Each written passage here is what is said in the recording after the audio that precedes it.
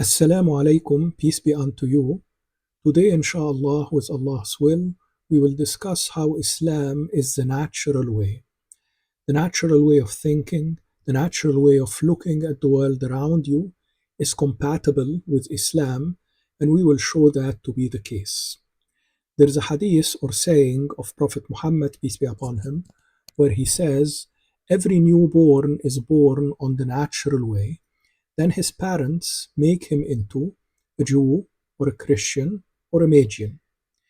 In this hadith, the Prophet, peace be upon him, is telling us that every person is born a Muslim because the natural way is Islam.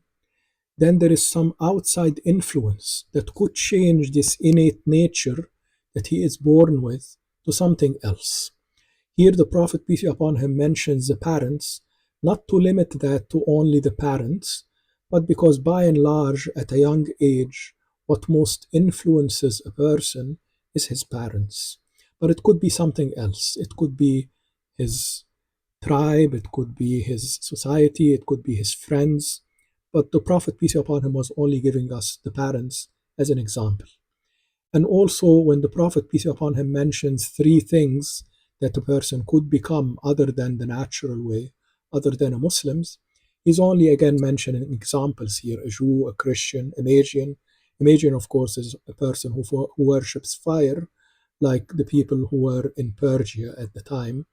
And here he didn't mention even his own people. What they worshipped was idol worshippers. So he was, peace be upon him, was only giving us examples of what a person could become other than the natural way, other than a Muslim, through that outside influence. So let us test this hadith, and let us consider a person who doesn't have any outside influences. And let us see how his belief will evolve naturally without those outside influences. So let us imagine a person who finds himself on a deserted island with no memories.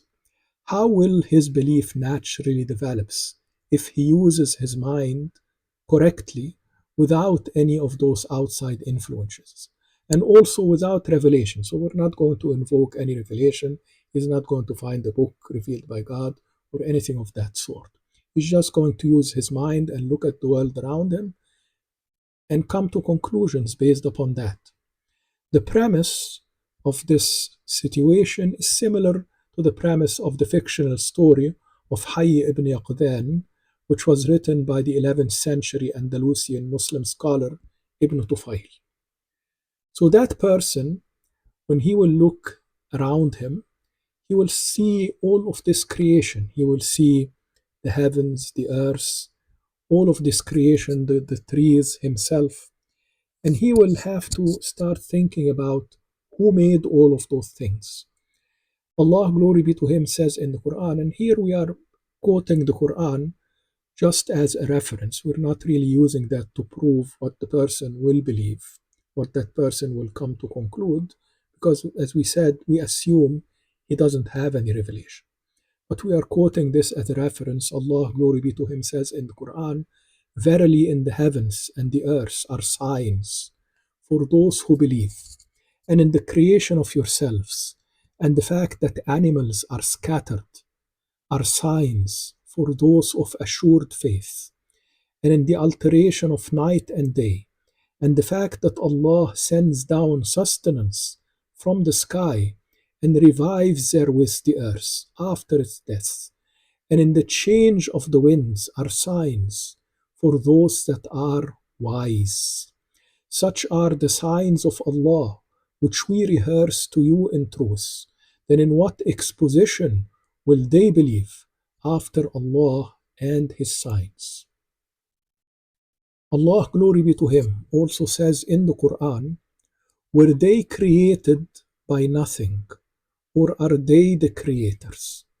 Or did they create the heavens and the earth?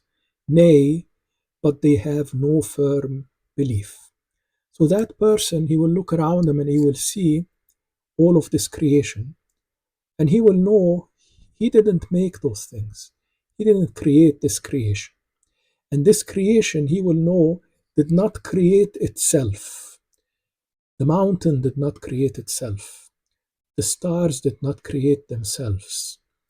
The trees did not create themselves. Somebody created the trees, somebody created him. Just like when I see something that has a design, that has a purpose, because all of this creation has a design. These trees have a design, these animals have a design, they have a purpose. And when anybody sees something with a design or a purpose, the first conclusion that he comes up with, there is a designer. There is somebody who made that thing that has a design and a purpose. When I see something, even with a simple design, like a table, just with four legs and a flat surface, nobody reasonable would conclude that this table just sprung out of the ground just by itself. Any reasonable person will conclude that even this table with a very simple design had a designer and had a maker. So the very existence of that table with its very simple design tells me that with 100% certainty, there is a table maker out there. I know there is a table maker out there when I see the table. I've never met the table maker. I might not know anything else about the table maker, where he lives, what his name is, anything of that sort. But I know when I see the table, with 100% certainty, no doubt at all, that somewhere out there a table maker exists. So, similarly, when a person sees the creation, he should come to that conclusion, right? That all of this creation indicates a creator. But there is a lot of people who see all of this creation and they do not come to this conclusion.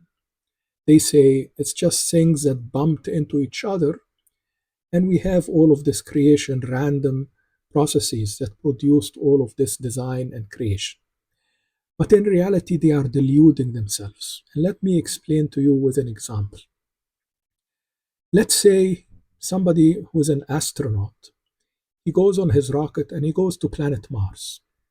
And upon landing on the planet, he finds a house right there on the surface of the planet, with everything that you would expect to see in a house. It has walls and windows, doors, kitchen, bathroom, furniture, everything.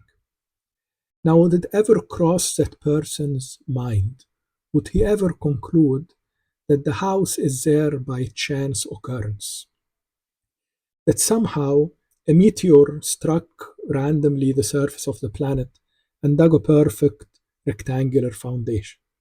That somehow an earthquake rattled the stones that make the walls and they moved and lined up themselves on top of each other to make the walls, that somehow a volcano melted the steel that makes the pipes and the bolts, and they flowed and perfectly solidified in place into the pipes that make the plumbing and the bolts that hold everything together.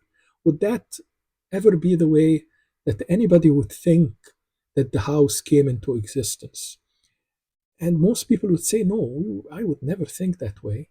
If I see a house on planet Mars, I would conclude there is some intelligence, somebody who has intelligence and power and ability, one knowledge about construction, built the house. This is what everybody would conclude who's reasonable. And if anybody claims, yeah, this is the way that the house came to be, it's a volcano and a tornado and random processes that brought the house into existence, then that person, he's either crazy or he's lying. He knows what he's saying is not true. And everybody really would come to that conclusion, or should come to that conclusion, if they have a mind that they are using correctly. But now, that same person who went on his rocket, if he goes out of the rocket and he doesn't find the house, but he finds an amoeba on the surface of Mars, he will still ask the question, how did the amoeba came to be? Where did the amoeba come from? And in this case, a lot of people will say the amoeba came from random processes. It is the tornado and the volcano and the earthquake and the cosmic ray and everything else that acted together in perfect unison to bring about the amoeba that I see on the surface of planet Mars. He will say that person will say that, knowing fully well in his mind that the amoeba is actually infinitely more complex and more difficult to construct than the house. So if the conclusion was, if I see a house on planet Mars, it has to be intelligence and power and somebody who has knowledge that built the house, then how come if the amoeba that is infinitely more complex and more difficult to construct than the house, because we've built similar houses for a long time, but we have never built an amoeba or a microbe because it's so much more difficult to construct. It's impossible, basically.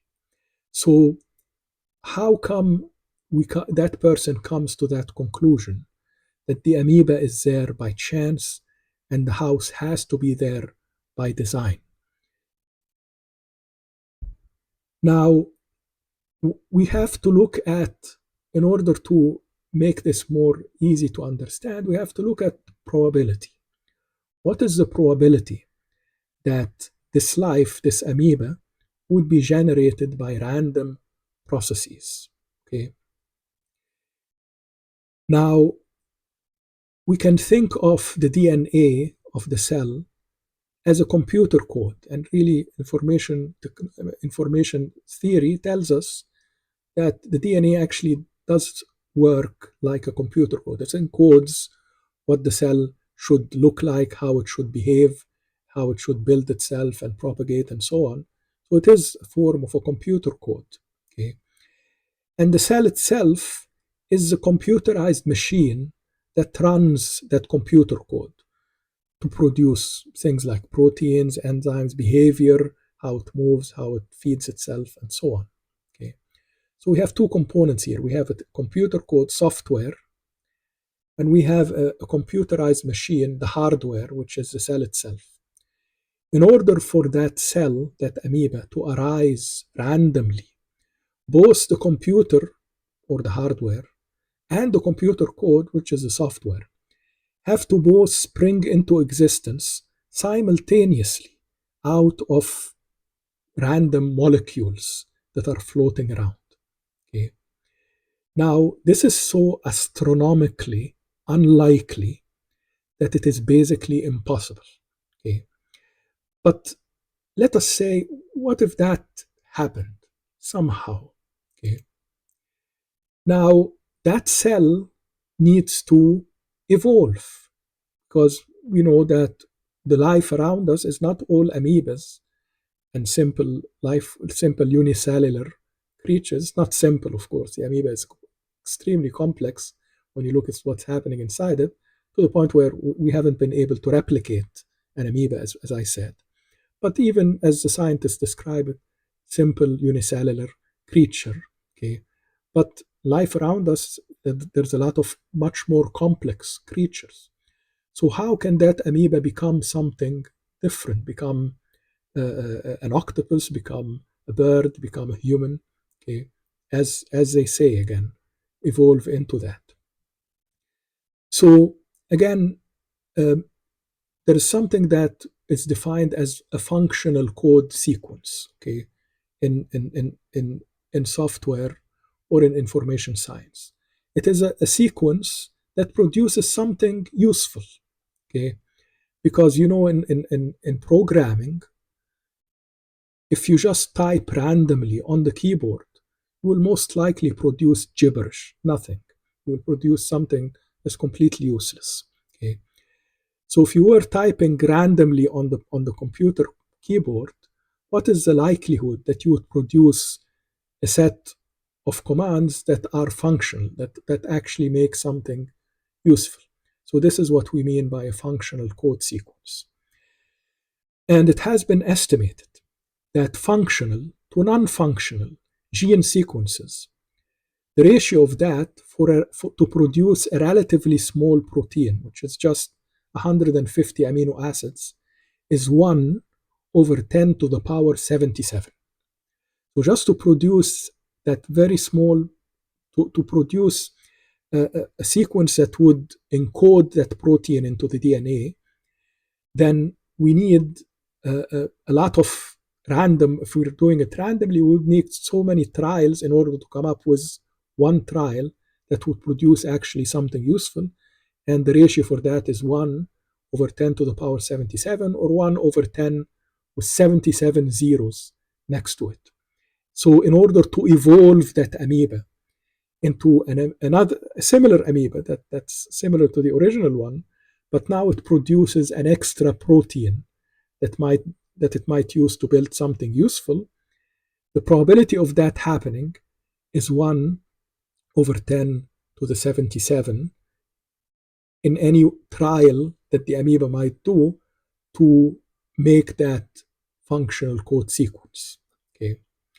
Now somebody might say, but hey, there was a lot of amoebas, right? Not just one amoeba. There was a lot of amoebas that have lived on the earth since the earth came into existence, right? But really, there hasn't been that many. I mean, actually, the total number of organisms, not just amoebas, all organisms, amoebas and microbes and elephants and birds and trees and all organisms that have ever lived on the surface of the earth since the earth came into existence is estimated as 10 to the power 40 organisms.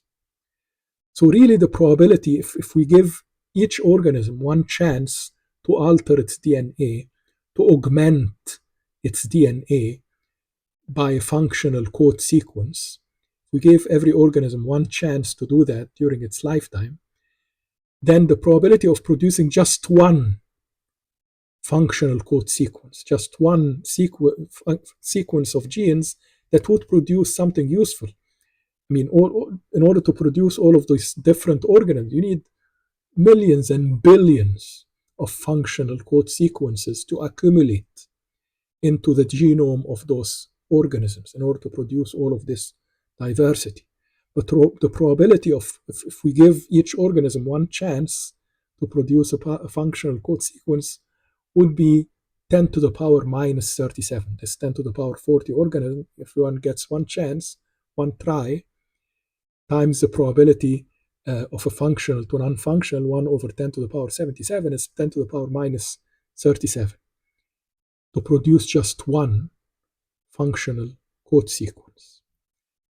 If we give each of these organisms a million chances to produce one functional code sequence, if each organism could change its DNA a million times during its life, we would still be 10 to the minus 31, 1 over 10 with 31 zeros to produce just one functional code sequence. And that one functional code sequence, if you want to think about it, it's kind of like one brick in our Martian house. Okay. So to say nothing about putting more bricks on top of each other in the right place and putting the plumbing and the furniture and the windows and the doors, forget about all that. So the probability that life would evolve randomly, that, like I said, the hardware and the software would be produced from random processes, would just come up randomly out of random processes. We're not even calculating that because that's a ridiculous assumption. That's a ridiculous statement to make, that the computer and its code would both arise from random processes. And even the probability that would somehow evolve into something more by adding functional code sequences to its genome, even that is astronomically unlikely. Okay, for just to produce just one functional code sequence, let alone billions and billions of functional code sequences that are needed to evolve that amoeba into the plethora of creatures that we see around us: fish, whales, birds, trees, bats, humans, all of those things. So a person who uses his mind correctly with this knowledge, if he sees, like we said, if he sees a house on Mars, he should conclude that there is some intelligence and power and knowledge that was needed to build the house. And if he goes on in this reasoning, he will conclude that the intelligence and power and knowledge that built the house is probably similar or comparable to our own intelligence and power, because he will think, or he will consider the fact that we built similar houses. So whoever built the house has similar abilities to our own. But what about the amoeba, that's infinitely more complex and more difficult to construct than the intelligence and knowledge and power that built that amoeba is infinitely more advanced and more powerful than our own intelligence and power. Now, what if we consider something that is more complex than that amoeba, like a fly? In a fly is a more complex life form. It's not unicellular anymore. It has many, many millions of cells, and it has a digestive system, it has a respiratory system, it has a reproductive system, it has legs and wings, it flies. So what is the likelihood that that would be created from random processes? Allah, glory be to Him, says in the Quran, O mankind, a similitude has been coined. So listen to it.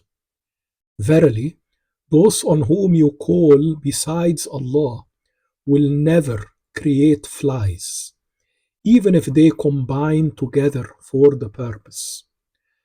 So Allah, glory be to Him, is telling us that nothing that we do will be able to produce flies, and nothing that we call upon. And some people, they worship nature, right? So Allah is telling us nature cannot create flies, because He says those that you call besides Allah will never create flies.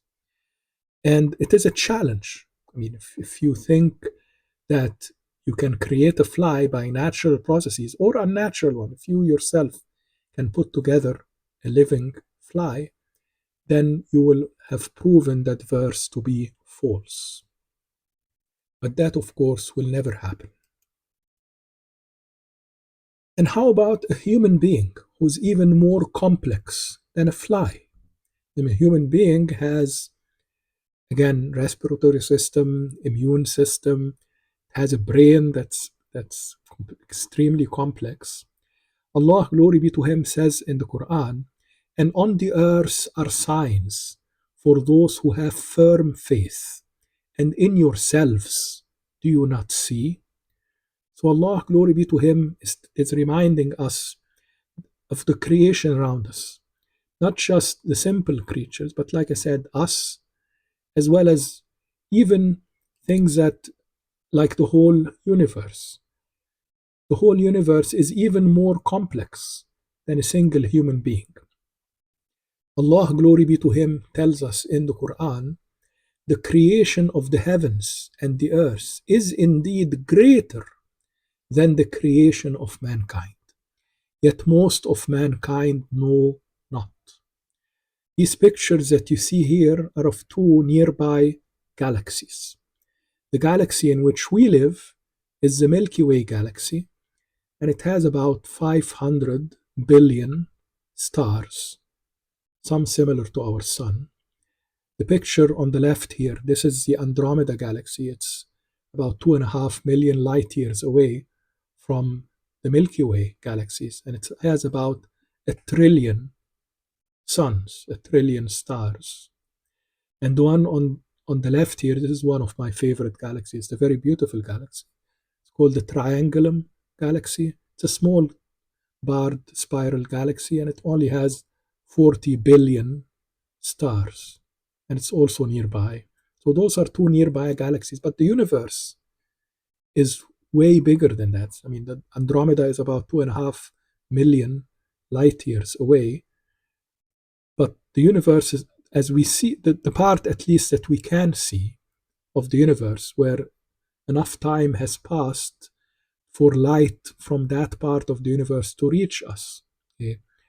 That part of the universe, it is estimated that it contains about 1 trillion galaxies. And beyond that, beyond what they call the observable universe, There might be just infinitely more galaxies just that we can't count, because there is no reason to believe that after the observable edge of the universe ends, that there will be nothing else beyond that. All that we, all indications is there beyond that, in every direction, there will be infinitely and infinitely more galaxies, more than those billions and billions, so most more than the trillion galaxies that we can see now. Okay, trillions more in every direction to infinity. Who made all of that? Somebody has to have made all of that. This didn't, we didn't create it. I didn't create it. You didn't create it. Somebody made that.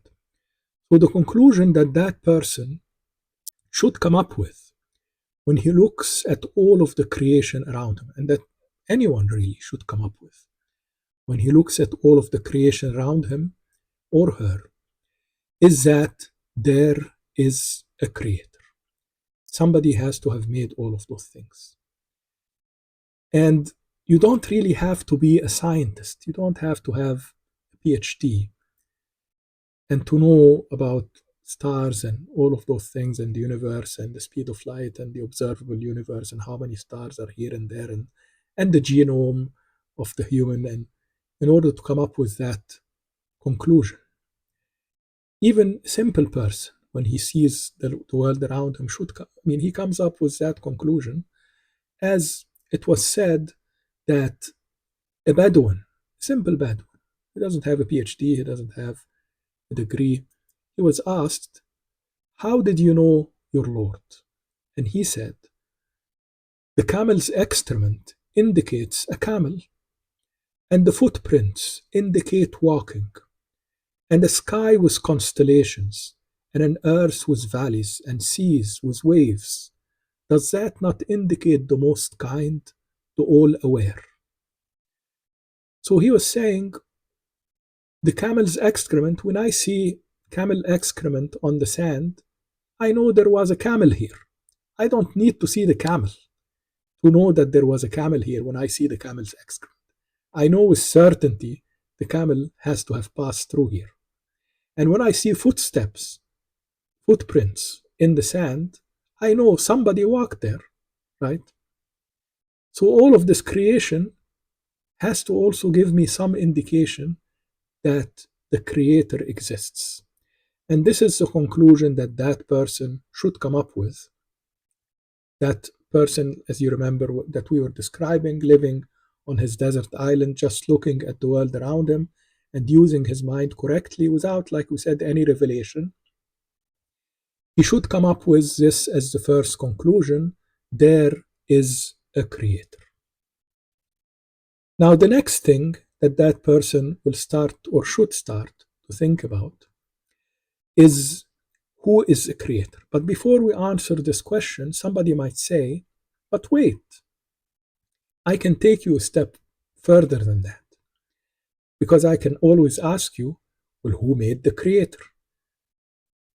And the Prophet, peace be upon him, actually told us how to answer or address this question in a hadith where it is related that the Prophet, peace be upon him, said, the people will keep questioning until it will be said, this is the creation that Allah created. Then who created Allah? Then whomsoever finds any of this, then let him say, I believe in Allah. Now, just because we don't know the true nature of God or Allah doesn't mean that He doesn't exist. He just hasn't informed us of it. But we should still believe in Him because of all the evidence around us that indicates His existence. Refusing to believe in Allah, except if somebody can tell you where did He come from. This is kind of similar to somebody saying, like seeing, again, like a table or something that has a design that, as we mentioned before, and then saying, I'm going to refuse to believe that this table had a maker. I'm going to choose to believe that this table just sprung randomly out of the ground, unless you can tell me the name of the table maker or the city where the table maker lives. Does that make sense? What would you answer that person? You will answer him, I believe this table maker exists. I don't know the city where he lives. I don't know his name, but I believe he exists. Okay. I'm ignorant of that other information because I don't have a source for that other information. But I believe with certainty that the table maker exists. And similarly, I believe, as the Prophet, peace be upon him, told us to say, I believe that Allah exists. I believe in Allah, even if I do not know his true nature, because he hasn't informed us of that. The next thing that that person will start, as we said, to think about, he will start to think about who is the creator? What is the creator like? So he should start to think in terms of what are the attributes of the creator. Now, the first attribute that he should come up with is that the creator, by necessity, needs to be a single creator. There cannot be multiples of the creator. He has to be one. Why? Because he will look around him and he will see that everything is following the same plan. Everything is following the same design. There is no conflict or strife in the heavens and the earth. Because if it were, like some people used to believe, that there is multiple gods, there is a god of the sea and a god of the mountains and a god of this and a god of that, then there would have been chaos. Those gods would have had conflicts with each other, they would have waged war on each other, and they would have ultimately not cooperated with each other, and they would have taken their creation and left.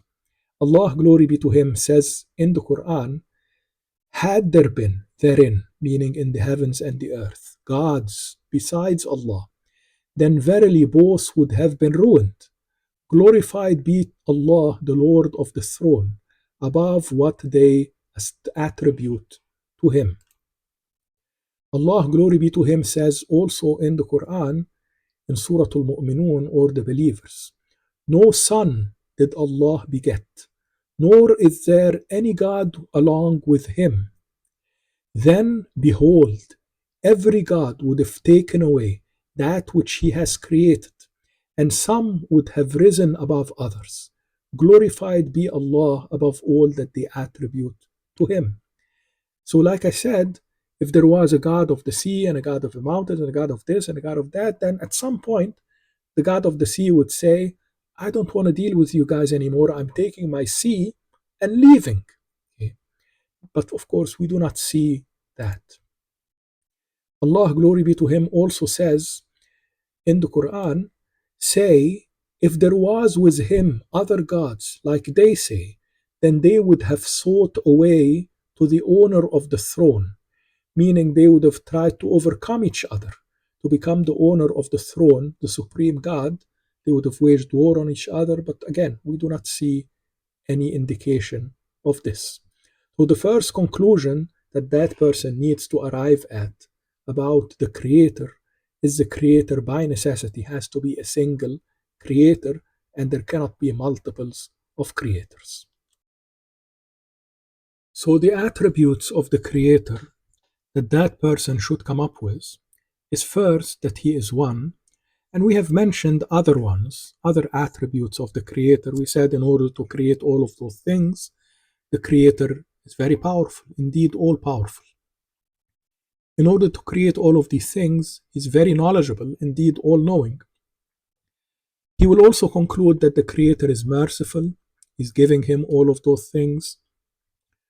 He's generous, he doesn't ask for anything in return for what he gives to him. The creator does not need his creation because he was there before the creation was created. The creator creates life and causes death just by willing it. And we can sit here and come up with more and more of the attributes of the creator, but for now those will suffice.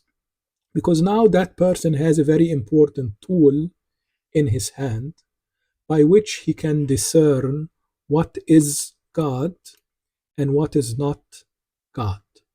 Because he might leave his desert island, right? And he might see people worshipping all sorts of things. He will find people worshipping idols, he will find people worshipping things from nature, like stars and planets, and he will find people worshipping animals, and he will find people worshipping other people, other human beings. So he might be confused. He might think, well, who is the creator? So, in order to recognize who is the creator, he should argue that I know the attributes that the creator has to have. So, anything or anyone that does not possess all of these attributes that God or the creator must have by necessity is not God. So, like I said, he might find people worshipping idols, stone statues. Now, can an idol be God? Of course not. The idol doesn't have any of the attributes that the creator needs. It's not all knowing, it's not all seeing, it doesn't create anything, it doesn't do anything. And this might seem self evident to anyone who is listening, but we know that throughout the ages there were millions and millions of people who have worshipped idols. And many of God's prophets argued with their people as to why they were worshipping idols. It doesn't make any sense. As an example, Prophet Abraham, peace be upon him, he is quoted as telling his people, as Allah, glory be to him, says, and recite to them the story of Ibrahim or Abraham, when he said to his father and his people, what do you worship? They said, we worship idols, and to them we are ever devoted. He said, do they hear you when you call, meaning on them? Or do they benefit you? Or do they harm you? So he was asking them, what do those idols do for you? Do they hear you? Do they benefit you? What do they do? So what was their answer? They said, but we have found our forefathers thus doing. So they couldn't even come up with a logical answer as to why they are worshipping these idols. The only thing that they could come up with, we found our forefathers doing this, or we are imitating them, which is exactly what the hadith that we were talking about in the beginning was talking about. Every person is born on the natural way, and then his parents make him into something else, a Jew, a Christian, imagine in this case, an idol worshipper. So that person, he will conclude, or he should conclude, anybody who's worshipping idols is wrong. Okay? Anybody who's worshipping idols shouldn't be doing that. Now he might find people worshipping other creatures like animals or humans. Okay? Can an animal be God? Can a cow be God? Can a cat be God? Of course not. Again, doesn't possess any of the attributes that God has to have by necessity. Can a human being be God? Okay. Again, no human being possesses any of those attributes that God has to have by necessity.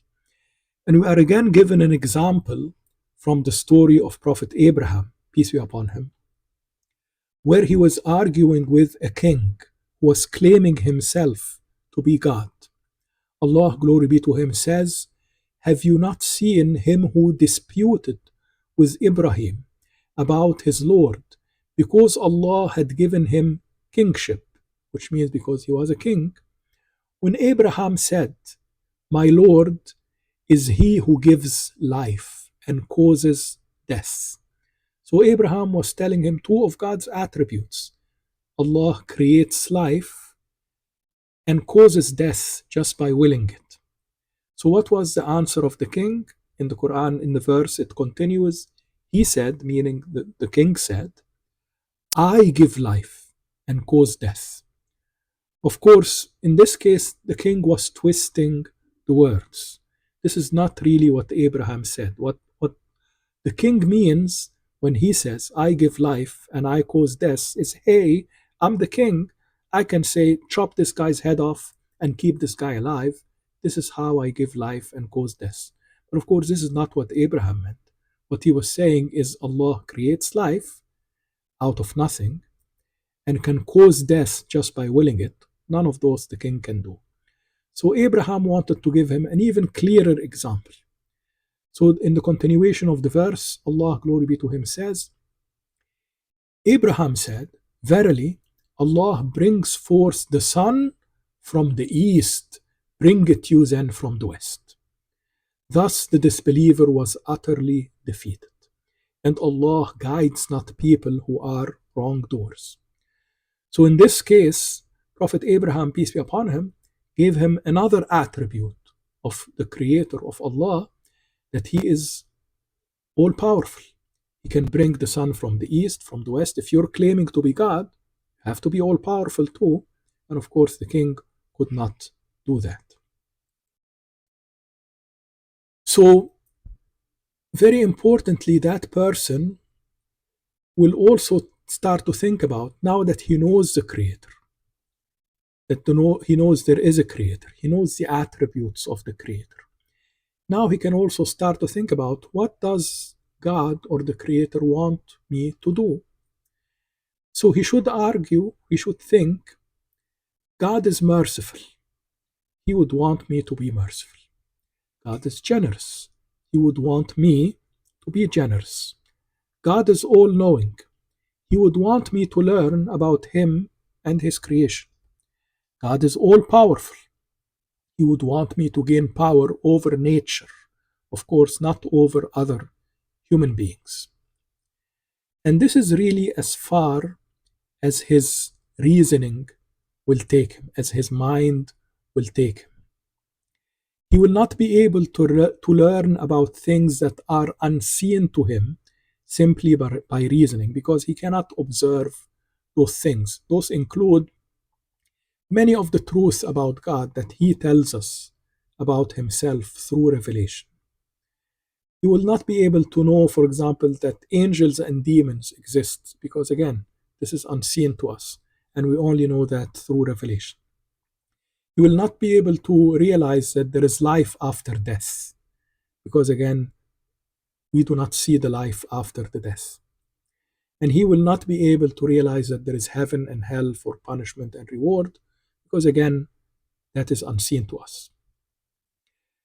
And also, he will not be able to deduce what is the best law and way of life by just reasoning, because again, he might miss a lot of those points.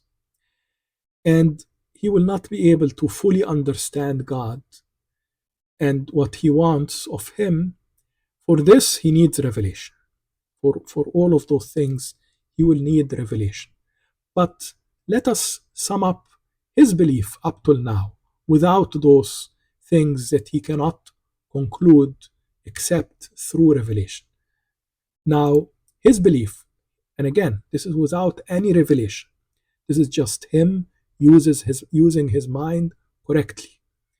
He will conclude, as we have seen, that this universe must have a creator, that the creator has to be a single creator, that the creator has other attributes. He's almighty, all-knowing, eternal, generous, creates life, causes death, and so on and so on. Like we said, we can try and come up with more and more of those attributes. And he will disbelieve in all of the false gods. He will not worship any planets or stars or the moon or trees or idols or cows or human beings. He will not worship any of those things, because he will conclude those don't have any of the attributes of the creator. And he will conclude that he must do the things that are pleasing to the creator and avoid the things that are displeasing to the creator. Now, with this set of beliefs, this person is, in essence, a Muslim. Like we said, the only thing that he or she is missing is knowledge about the unseen things that we mentioned and the full understanding of God's law. But with this set of beliefs, this person is, in essence, a Muslim. He believes that God is one. He believes that he has these attributes. He disbelieves in all of the false gods. He believes he should be doing what is pleasing to God and avoiding what is displeasing to God. With this set of beliefs, this person is, in essence, a Muslim, which brings us back to the hadith that we mentioned in the beginning. Every newborn is born on the natural way, and then his parents make him into a Jew or a Christian or a Magian. We have studied this hadith and we have concluded that it is true in every sense of the word. Every person is born on the natural way, and the natural way is Islam. I say that which I say, and I ask Allah for guidance for me and for you, and peace be unto you.